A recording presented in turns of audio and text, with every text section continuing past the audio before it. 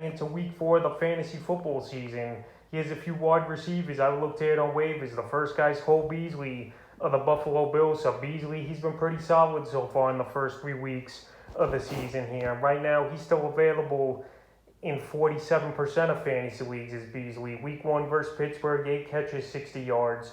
Week 2 at Miami, 4 catches, 36 yards. And week 3 versus the Washington football team, 11 catches, 98 yards. So in that one, 20 points in PPR leagues for fantasy. And so far for Beasley, he's already got 32 targets in the first 3 games of the season. So a lot of target share. We know this Buffalo team, they don't run the ball a lot. And Josh Allen likes spreading the ball around to all his wide receivers. And obviously Cole Beasley is a PPR machine in my opinion. And definitely should be owned and started in more leagues. Here for week 4, the second wide receiver I looked at on the wire this week's Christian Kirk of the Arizona Cardinals. So Christian Kirk was a recommended pickup for week 2, but then in week 2 he didn't contribute. Only 9.50 fantasy points in PPR leagues with only 3 catches, 65 yards. But week 3 at Jacksonville, he took advantage of a weak Jacksonville defense. 7 catches, 104 yards for 17.40 fantasy points in PPR leagues here for Kirk. And this Arizona offense is similar to the Bills. A lot of good receivers on the team. Kyler Murray's going to spread the ball out. And there's going to be some weeks where Christian Kirk has big weeks like he did this week in week 1. And then some weeks where he's going to have mediocre to poor weeks. But I think he should be owned in more fantasy leagues than just 49%. So right here, he's available in 51% of fantasy leagues is Kirk.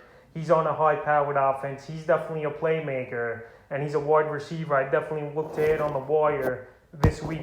Third receiver is Emmanuel Sanders of the Buffalo Bills. So Emmanuel Sanders, he had a big part in this offense in week 3 versus the Washington football team. A big fantasy day for him. 5 catches, 94 yards, and 2 receiving touchdowns. So far, Sanders, he got off to a slow start the first 2 weeks of the season, but he was used very well in the slot. He was used well as a deep threat, and this Buffalo offense is one of the best offenses in all of pro football. And right now, Emmanuel Sanders, he's available in 75% of fantasy leagues. So if you need wide receiver help, especially bench depth, or a guy you could possibly play at the flex, I think he's a pretty decent option this week to add on the wire. The next wide receiver is Deshaun Jackson of the Los Angeles Rams. So D-Jack with a big ball game in his coming out party with his new ball team. And him and Matthew Stafford, obviously, these guys hook up, and they're a perfect match, in my opinion, with Stafford throwing the deep ball, and Jackson still could get behind corners and safeties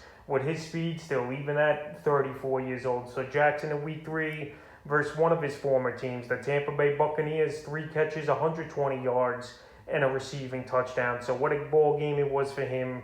Week 4 is going to be a matchup versus the Arizona Cardinals, where both teams are going to go up and down the field, in my opinion, and score a lot of points there in an NFC West showdown.